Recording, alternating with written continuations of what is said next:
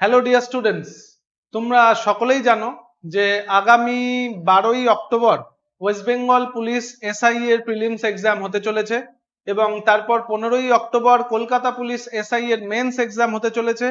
তার পরবর্তী 30শে নভেম্বর ওয়েস্ট বেঙ্গল পুলিশ কনস্টেবলের প্রিলিমস এবং 1লা ফেব্রুয়ারি কলকাতা পুলিশের কনস্টেবলের প্রিলিমস পরীক্ষা হতে চলেছে।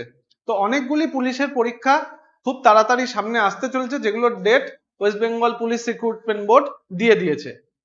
তো সেই কারণেই আমরা পশ্চিমবঙ্গের ওয়েস্ট বেঙ্গল পুলিশ এবং কলকাতা পুলিশ পরীক্ষার্থীর যে যৌথ মঞ্চ, সেখান থেকে একটি ডেপুটেশন কর্মসূচির আয়োজন করা হয়েছিল আজ অর্থাৎ 16ই সেপ্টেম্বর।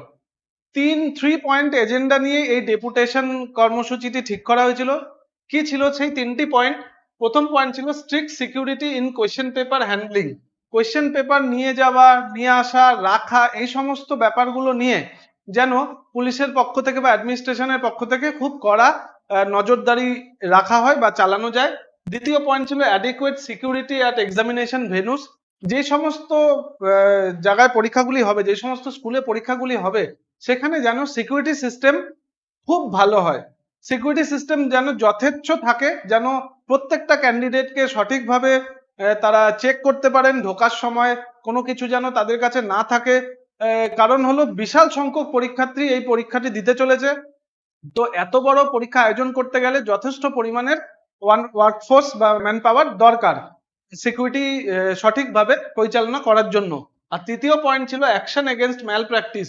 যদি কোনো ম্যাল প্র্যাকটিস হয়, এর আগেও আমরা দেখেছি অনেকবার অনেক পরীক্ষায় কোয়েশ্চেন পেপার লিক আউট হয়ে যেত পরীক্ষার আগেই, বা হল থেকে কেউ ফোনে ছবি তুলে বাইরে বার করে দিচ্ছে, হোয়াটসঅ্যাপে বেরিয়ে যাচ্ছে পরীক্ষা শেষ হবার আগেও। এরকম ধরনের যদি কোনো ম্যাল প্র্যাকটিস হয়, যেন পুলিশের পক্ষ থেকে স্ট্রিক্ট অ্যাকশন নেওয়া হয়, ইমিডিয়েট তাদের এগেনস্ট এফআইআর করা হয়, যাতে কিনা এই যে এত বিশাল সংখ্যক পরীক্ষার্থী যারা আছে, যারা বহুদিন ধরে ওয়েট করে আছে এই পরীক্ষাটার জন্য, তারা কোনো রকম ভাবে যেন হতাশ না হয়ে পড়ে। তাদের অ্যাটেম্পটটা যেন তাদের যোগ্যতা প্রমাণ করার জন্য যেন তারা একটা স্বচ্ছ সুযোগ পায়। সো এই 3টে পয়েন্ট নিয়ে একটা ডেপুটেশন কর্মসূচির আয়োজন করা হয়েছিল সারা পশ্চিমবঙ্গ জুড়ে। ওয়েস্ট বেঙ্গল পুলিশ এবং কলকাতা পুলিশ যে পরীক্ষার্থী, তাদের যৌথ মঞ্চের তরফ থেকে। তো তাদের তরফ থেকে শিলিগুড়ি অঞ্চলে, শিলিগুড়ি শহরের জন্য দা দ্রোণা শিলিগুড়িকে এই দায়িত্বটি দেওয়া হয়, যেন আমরা এই ডেপুটেশন কর্মসূচিতে অংশগ্রহণ করি এবং ডেপুটেশন কর্মসূচিটাকে সফল করে তুলি। তো অবশ্যই আমরা তাদের সেই আহ্বানে সাড়া দিয়ে আজকে আমি এবং আমার সহকর্মী প্রবীণ স্যার, তার সাথে 2-3 জন স্টুডেন্ট মিলে আমরা 2 জায়গাতে ডেপুটেশন কর্মসূচি কমপ্লিট করি। শিলিগুড়ি পুলিশ কমিশনারের কাছেও আমরা দিই এবং এসডিও স্যারের কাছেও দিই। তো প্রথমে আমরা যাই হলো শিলিগুড়ি পুলিশ কমিশনারেটে, সেখানে সিপি স্যার এবং ডিসিপি স্যারের সাথে দেখা করতে। তো সৌভাগ্যক্রমে দুজনেই অফিসে ছিলেন এবং ভাগ্য ভালো থাকায় আমরা দুজনেরই দেখা পাই এবং আমরা সরাসরি তাদের সাথে কথা বলার সুযোগ পাই। দুজনকে আমরা খুব ডিটেলে পুরো ব্যাপারটা বলি, তারা খুব আগ্রহ সহকারে শোনে এবং তারা আমাদের উৎসাহিত করে যেন পশ্চিমবঙ্গের সমস্ত জায়গায় এইভাবে যেন অ্যাডমিনিস্ট্রেশনকে অবগত করা হয় এই ব্যাপারগুলো নিয়ে, যাতে সবাই ভালো করে পরীক্ষা দিতে পারে। ডিসিপি স্যার তো মানে খুবই উৎসাহিত আমাদের করলেন। অবশ্যই আপনারা চেষ্টা করুন যেন এতগুলো ছাত্রছাত্রী যারা আছে তাদের যেন এই পরীক্ষার পর আবার পরীক্ষা দিতে না হয়। ক্যান্সেল হলে ডিপার্টমেন্টেরও একটা খুব বড় সমস্যায় পড়তে হয়, ডিপার্টমেন্টের খরচা বাড়ে, আবার পরীক্ষা নিতে হয়। তো উনি আমাদের খুবই উৎসাহিত করে এই ব্যাপারগুলো নিয়ে। তো আমরা মানে আমরা মানে এই ওনার এই রেসপন্স শুনে আমরা অবশ্যই আমাদের আশা অনেক বেড়েছে যে এই পরীক্ষাটি খুব সুস্থভাবে হতে পারবে।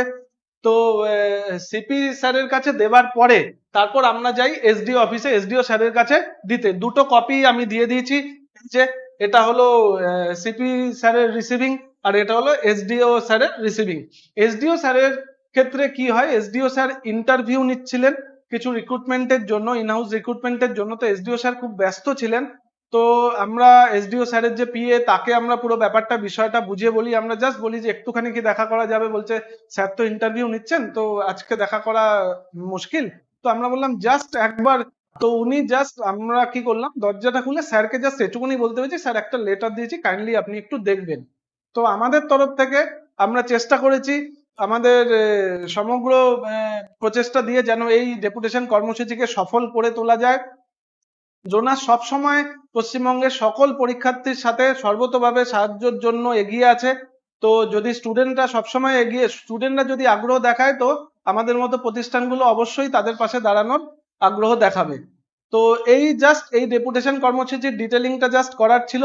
আমরা যেহেতু বৃষ্টি হচ্ছিল বলে বাইরে আমরা ওখান থেকে সরাসরি ভিডিওটা করতে পারিনি, তো আমরা ইনস্টিটিউটে এসে আমরা এই ব্যাপারটা সম্পর্কে তোমাদের অবগত করে দিলাম। এরপর আমরা আরো চেষ্টা করব যে শিলিগুড়ির মেয়র সাহেব, দার্জিলিং এর এসপি সাহেব, দার্জিলিং এর ডিএম স্যার, সবার কাছেই ডেপুটেশনটা পাঠানোর।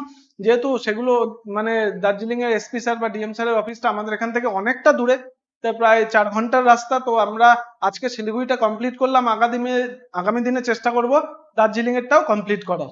Thank you. পাশে থেকো, ডোনার সব সময় তোমাদের পাশে আছে।